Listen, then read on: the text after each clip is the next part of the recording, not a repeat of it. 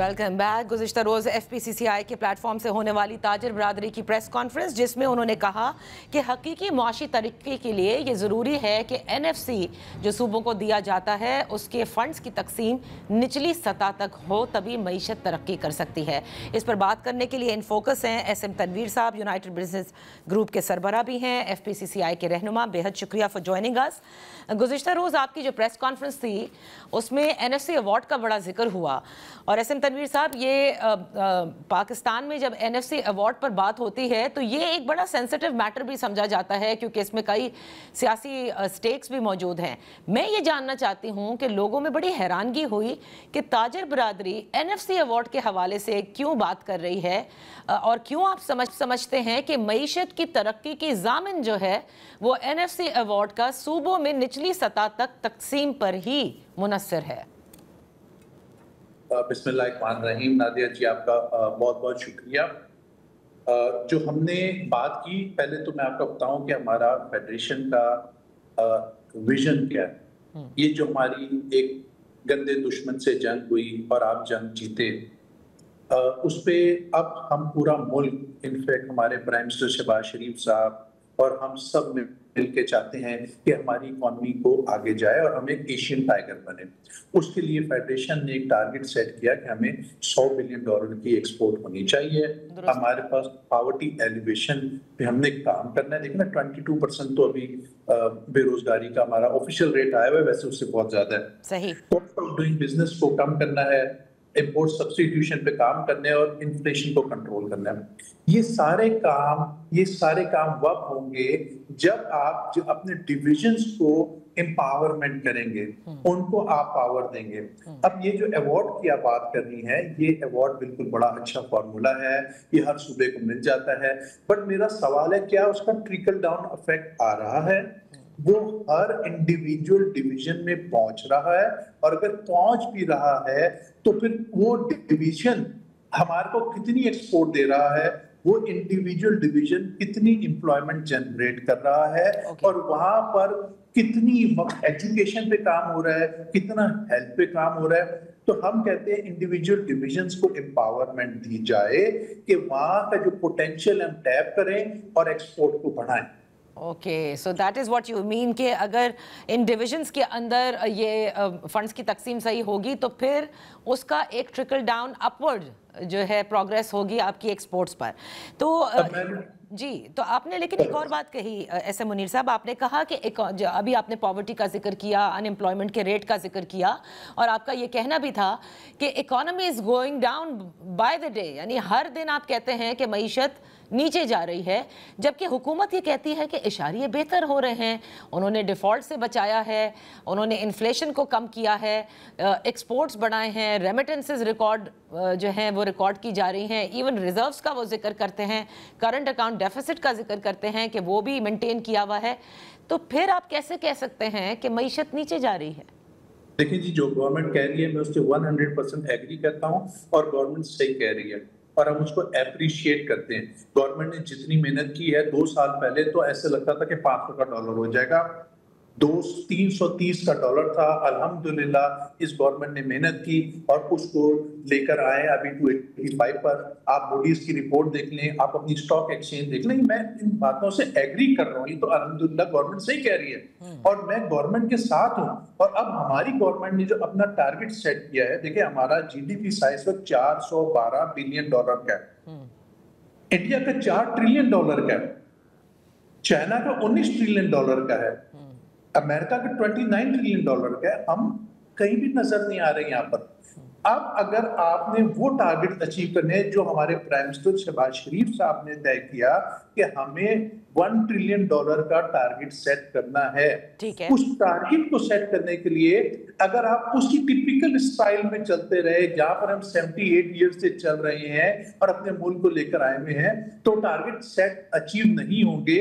हम भी अपनी गवर्नमेंट की थीम है, क्योंकि हमारी भी जिम्मेदारी है कारोबार करना, मईशत को चलाना, इकोनॉमी को चलाना इज आवर रिस्पॉन्सिबिलिटी।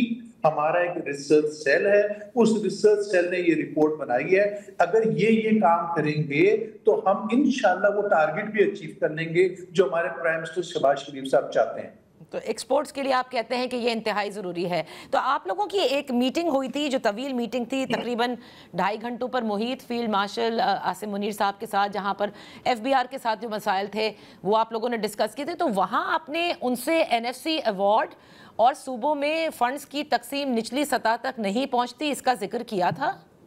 नहीं जी, मैं आपको सच बताऊं, ये रिपोर्ट पिछले हफ्ते बनकर आई है। हमारा एक रिसर्च सेल है, वो हर महीने एक रिपोर्ट बनाता है और वो रिपोर्ट फिर हम उसको पब्लिक करते हैं और फिर हम उसकी एडवोकेसी करते हैं और उसमें हम शोर मचाते हैं। जब हम बिलीव करते हैं वो रिपोर्ट सही है, तो रिपोर्ट क्योंकि पिछले हफ्ते बनकर आई है तो वहां पर इस बात का जिक्र नहीं हुआ। तो क्या आप उनसे दोबारा मिलने की अब कोई ऐसी सिटिंग रखेंगे जहां आप उनसे बात कर सके? क्योंकि हुकूमत से तो FBR के मसाइल नहीं हल हो रहे थे, तभी मेरे ख्याल से आपको, तभी शायद आपको उनसे मिलना पड़ा। तो मैं यही जानना चाहती हूँ कि फिर इस मसले पर आप कैसे, आपने एक प्रेस कॉन्फ्रेंस तो कर दी, but if you really want to make it happen and you think that this is very important for your export target to be achieved, तो फिर आपको तो हुकूमत से बात करनी होगी। तो मैं यही जानना चाह रही हूँ कि उनसे बात करेंगे या फील्ड मार्शल से करेंगे? नहीं, हम पहले तो हुकूमत से बात कर रहे हैं, हम अपनी गवर्नमेंट को बता रहे हैं और हम अपनी गवर्नमेंट को सपोर्ट कर रहे हैं। हम चाहते हैं कि ये गवर्नमेंट कामयाब हो। इस गवर्नमेंट ने जो टारगेट अपने सेट किए हैं उसको अचीव करने के लिए हम गवर्नमेंट को सपोर्ट कर रहे हैं और हम उनसे मिल रहे हैं। मगर अगर हमारे को कहीं मौका मिल गया और हमारे को वहां बुला लिया गया तो हम क्यों छोड़े अपॉर्चुनिटी? मैं तो अपॉर्चुनिटी अवेल करूंगा और मैं डेफिनेटली बात करूंगा। अच्छा, सही।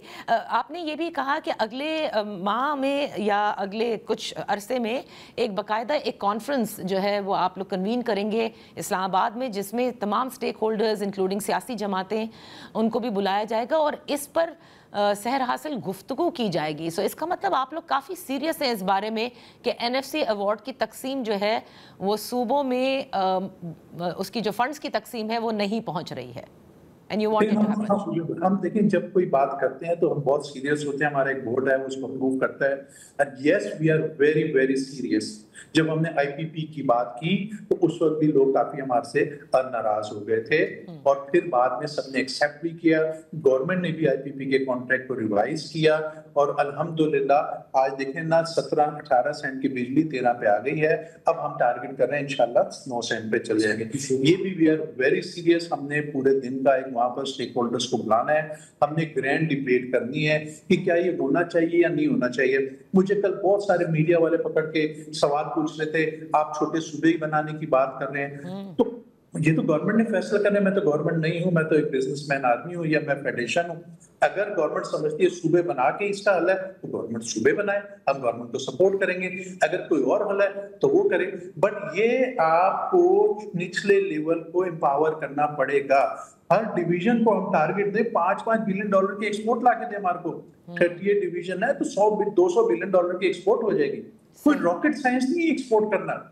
आप सोचे तो ना, मैं सवाल किया वहां पर एमरल्ड निकल रहा है। इस मुल्क में हम तो पता है कि 4 से 5 ट्रिलियन डॉलर का तो रेयर अर्थ पड़ा हुआ है, 2 ट्रिलियन डॉलर का प्लेसर गोल्ड पड़ा हुआ है, माइंस मिनरल। तो बचपन से सुनते सुनते बूढ़े हो गए ये बातों को।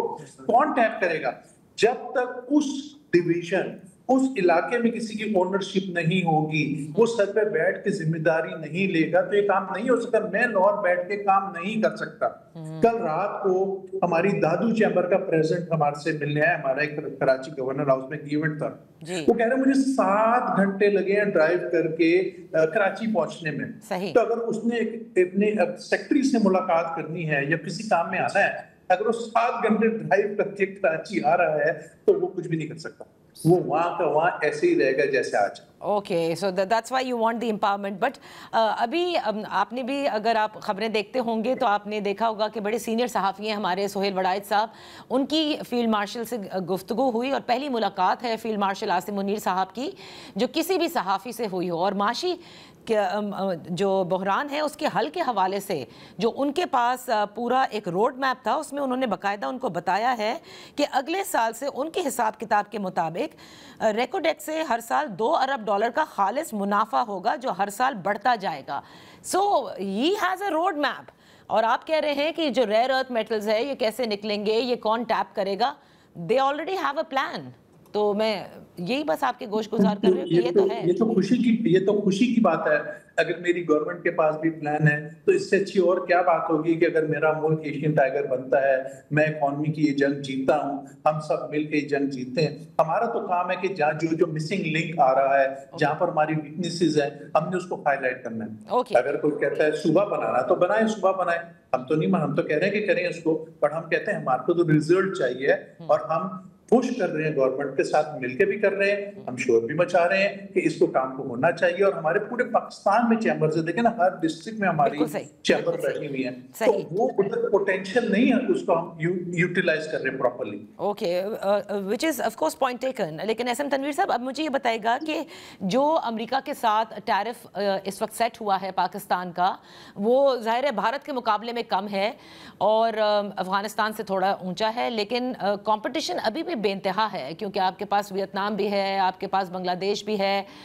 So do you really think कि हम इसको कैपिटलाइज कर सकते हैं? लेकिन उसके लिए एक्सपोर्टर्स को जिन मिक्स की या जिन इंग्रेडिएंट्स की जरूरत है वो ये हुकूमत आपको प्रोवाइड करने के लिए तैयार है।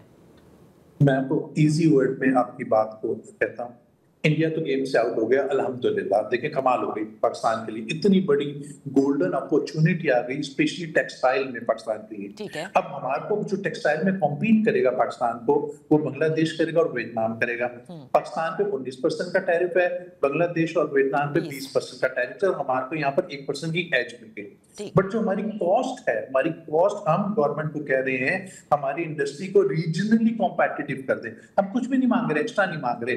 अगर वहां पे बिजली 9 सेंट की है तो मैं 9 सेंट की कर दे, अगर बैंक इंटरेस्ट 6% का है तो 6% कर दे, कि हम जाके उससे लड़ सकें। अगर आप हमारी कॉस्ट ज्यादा कर देंगे, यहाँ तो अल्हम्दुलिल्लाह देखे ना, इस्हाक डार साहब गए, मेरी उनसे 3 दिन पहले मुलाकात हुई, मैंने उनको अप्रिशिएट किया, हमने उनको, हमारे फाइनेंस मिनिस्टर साहब गए 19% लगा कर आए, बहुत अच्छा किया उन्होंने, एक जंग लड़ी पाकिस्तान के लिए। अब अगर हम रीजनली आज महंगे हों, अगर मैं बांग्लादेश और वियतनाम से नहीं कॉम्पीट कर सका तो फिर मैं क्या करूंगा? मैं ये अपॉर्चुनिटी जाया हो जाएगी। सही, ये हमें तकलीफ दे रही है इस वक्त, इसलिए हम ज्यादा शोर मचा रहे हैं। बहुत बहुत शुक्रिया एसएम तनवीर साहब for your time on the show. इसी के साथ वक्त हुआ एक ब्रेक का। जब ब्रेक से वापस आएंगे तो हम अपनी गुफ्तगू करेंगे सीनियर सहाफ़ी और तज्ज़िया निगार मज़हर अब्बास से।